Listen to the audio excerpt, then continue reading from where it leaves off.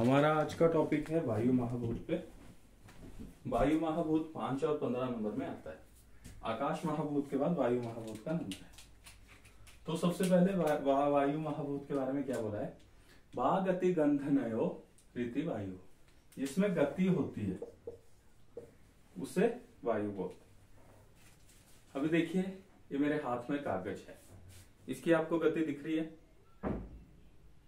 नाच रहा है, इधर उधर घूम रहा है, उड़ रहा है? नहीं ना। अभी हवा आएगी, वायु आएगी और गति देगी, उड़ के गया। ठीक है, तो वायु की वजह से गति, गति का मतलब कुछ भी मूवमेंट आई। वायु का मतलब होता है गति और मूवमेंट, तो गति होती है। अब गंध को कैसे याद रखें? मान लो उस बिल्डिंग में राजमा बन रहे हैं, तुम यहाँ हो, राजमा की खुशबू आ रही है और तुम्हारा मन मोहित हो रहा है, वाह। तो जो गंध है उधर, वो तुम्हारे नाक तक कैसे आई? गति करते हुए वायु की गति की वजह से। ठीक है, तो गति और गंध ऐसे याद रखिए, गति और गंध जिसमें होती है वायु। अब आता है उत्पत्ति। उत्पत्ति तो मैं सबसे पहले हम उपनिषद की पढ़ रहे हैं, और उपनिषद बोलता है वायु की उत्पत्ति होती है आकाश महाभूत से। आकाश और वायु का संबंध समझने के लिए मान लो पूरा कमरा बंद है, ठीक है, तुम्हें लग रही है गर्मी, तो तुम क्या करोगे? सोचो। या तो तुम पंखा चलाओगे, ठीक है। मान लो लाइट नहीं, बंद कमरा है, तो हम क्या करते हैं? हम खोलते हैं भाई दरवाजा, हम खोलते हैं भाई खिड़की। जैसे ही हम खिड़की और दरवाजा खोलते हैं, हम स्पेस क्रिएट करते हैं। मैंने तुम्हें बोला था ना, आकाश का मतलब दो चीजें, एक तो आसमान समझो और दूसरा खाली स्पेस। खाली स्पेस, जैसे ही खिड़की खोली, जो बंद था वो पीछे खुली, तो खाली स्पेस हुआ, वहां से हवा आई। दरवाजा खुला, खाली स्पेस मिला, हवा आई। तो जैसे ही खाली स्पेस मिला, हवा आई, तो खाली स्पेस आकाश, आकाश से हवा आई, लाइक दैट। तो उपनिषद से आकाश, आकाश से वायु की उत्पत्ति होती है। देन आयुर्वेद क्या बोलता है? आयुर्वेद बोलता है ये होता है स्पर्श तन्मात्रा से।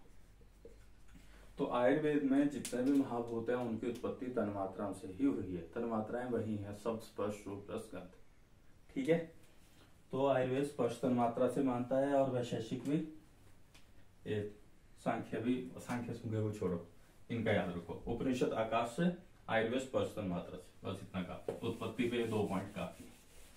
उत्पत्ति उपनिषद बोलता है आकाश से, और आयुर्वेद बोलता है स्पर्श तन्मात्रा से। अब आता है भाई लक्षण की बात करते हैं। लक्षण की बात करते हैं। लक्षण में सबसे पहले हवा। मैंने ऐसे यहाँ कागज हाथ पे रखा था और हवा मारी थी, ठीक है। अब आप हवा देखिए, हवा देके देखिए हाथ में, आपको टच महसूस होगा, स्पर्श, ठंडा गर्म जैसा भी होगा, टच फील होगा। महसूस किए, ट्राई करो टच करके। हाँ, बट अगर आप देखने जाओ तो आपको दिखेगी नहीं, हवा कहीं भी नहीं दिखेगी। आप जितना मर्जी देख लें, माइक्रोस्कोप में मुझे नहीं पता दिखती है, पर ऐसे नहीं दिखेगी। टच फील होगा पर आपको हवा दिखेगी नहीं। तो भाई टच को बोलते हैं स्पर्श। स्पर्श, ठीक है। तो टच करके हवा का पता लग रहा है, तो स्पर्शवान वायु, ये एक हो गया। स्पर्शवान वायु, वायु स्पर्श इंद्रिय से ग्रहण की जाती है। वायु को हम परसीव करते हैं स्पर्श, टच के। दूसरा आता है रूपवान वायु। रूप होता है देखना, देख पा रहे हो? नहीं। अब रूप को देखना बोलते हैं, है ना, रूप को बोलते हैं देखना। यहाँ महाभूत में देखने को रूप बोलते हैं। अब आपको याद न रहे कि देखने को रूप बोलते हैं, तो पुराने जमाने में एक मूवी होती थी मेला, उसमें हीरोइन का नाम था रूपा, डाकू का नाम था गुज्जर। तो गुज्जर रूपा को देखने मेले में आता था, रूपा गुज्जर जरूर आएगा, लाइक रूपा से याद रखिएगा, रूपा को देखने आता था गुज्जर। तो रूपा देखना, रूप मतलब देखना।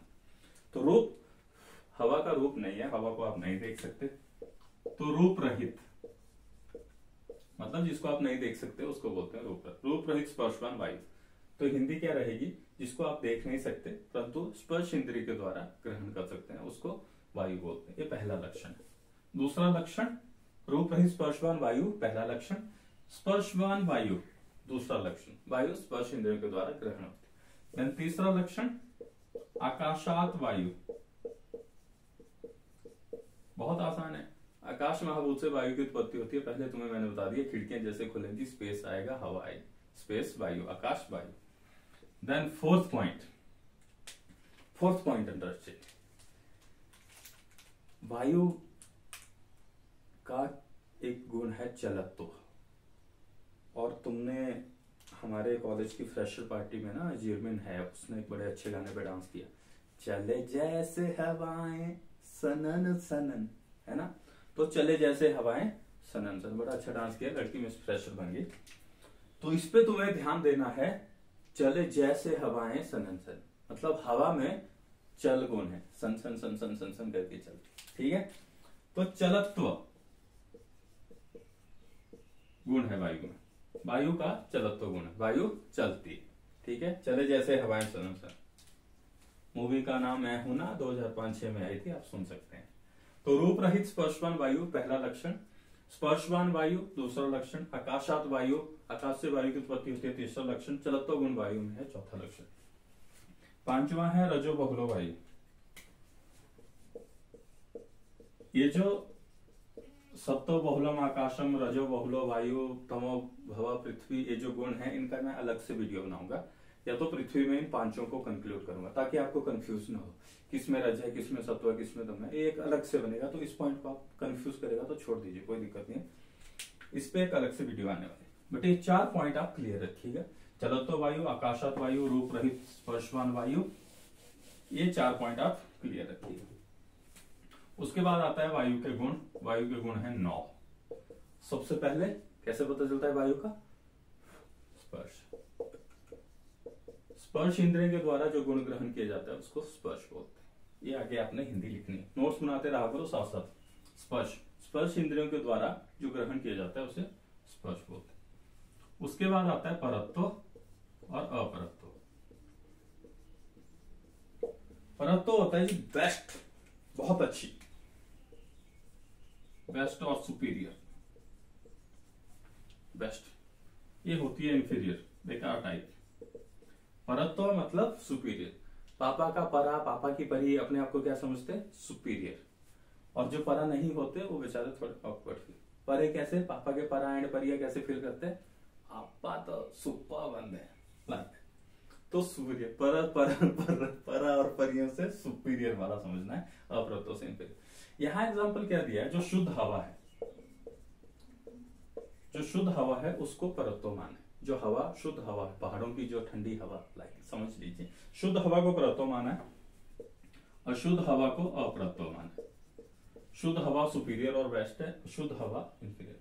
बेस्ट हवा कहाँ मिलती है? पहाड़ों में। और घटिया हवा कहाँ मिलती है? दिल्ली में। दिल्ली की हवा को अपरत्व का अवार्ड मिलते हैं। दिल्ली की हवा बोल सकती है गजब बेचती है दिल्ली की हवा बोल रही होगी तो गजब बेचती है हमारे, बट क्या करें, बेचती है तो है। स्पर्श, परत्व, अपरत्व। देन उसके बाद आता है भाई साहब संस्कार। संस्कार का मतलब जो मैं समझाऊं, ये मेरा अपनी परसीविंग है, हो सकता है मैं गलत, मतलब मॉडिफिकेशन। हवा ना अपने आप मॉडिफाई होती रहती है। जैसे सर्दियों में हवा एक्सट्रीम ठंडी हो जाती है, गर्मियों में गर्म हो जाती है, बरसात में वो हल्के हल्के पानी के साथ हवा आती है, आहा, है ना। तो हवा की मॉडिफिकेशन होती है, हवा को संस्कार होते रहते हैं, चेंज होती रहती है, मॉडिफिकेशन होती है। ये मॉडिफिकेशन मैं समझाऊं कि संस्कार है। बट यहाँ बुक में क्या लिखा है? बुक में लिखा है वेग। वेग का मतलब है गति। तो तुम पेपर में लिखोगे वेग और गति, संस्कार मतलब वेग और गति। वेग का मतलब गति होता है, बट वेग भी लिखोगे तो ठीक है। ये तुम्हें इतना लिखना है। मैं जो समझाऊं वो मुझे ऐसा लगता है कि जो मॉडिफिकेशन होती है, एसी, कूलर, हीटर, जो गर्म ब्लोअर टाइप, ये सारी मुझे लगता है कि ये संस्कार है, बाकी पता नहीं है। तो ये 4 गुण तुम्हें याद करने हैं। बाकी 5 गुण चलेंगे हमारे आकाश वाले। वही सखियां परी के साथ योगा करने जाती हैं और परी थक जाती है और विभा उसका मजाक उड़ाती है। संख्या, परिमाण, पृथक, संयोग, विभाग, उसके आकाश महाभूत में मैंने डिटेल से वो समझाया है। अगर 5 नंबर में क्वेश्चन आता है तो आप सिर्फ अगर इनको भी लिख लेंगे तो भी काफी होगा, बट 15 में आएगा तो आपको इनको एक्सप्लेन करना है। संख्या, परिमाण, पृथक, संयोग, विभाग का आकाश में आप देख लीजिए। आकाश महाभूत का वीडियो सबसे पहले देखिएगा कोई भी महाभूत पढ़ने से पहले, क्योंकि उसके बाद सारी चीजें क्लियर हो जाए। स्पर्श, परत्व, अपरत्व, संस्कार, देन संख्या, परिमाण, पृथक, संयोग, विभाग, ये 9 गुण हो गए। अब आता है जी टाइप्स। वायु, सारे आकाश को छोड़ के जितने भी महाभूत है ना, उनमें यही टाइप है। वायु में भी यही है, पृथ्वी में भी यही है, जल में भी यही है, अग्नि में भी सेम टाइम। आज ही खोपड़ी में बिठा लो, बार बार याद आएगा। सेम टाइप है। शरीर संज्ञक, इंद्रिय संज्ञक और विषय संज्ञक, यही टाइप है सारे महाभूतों में। आकाश को छोड़ के सब में यही टाइप है, आकाश में टाइप नहीं है। ठीक है। तो अनित्य में 3 टाइप है, नित्य और अनित्य। नित्य शरीर, इंद्रिय और विषय।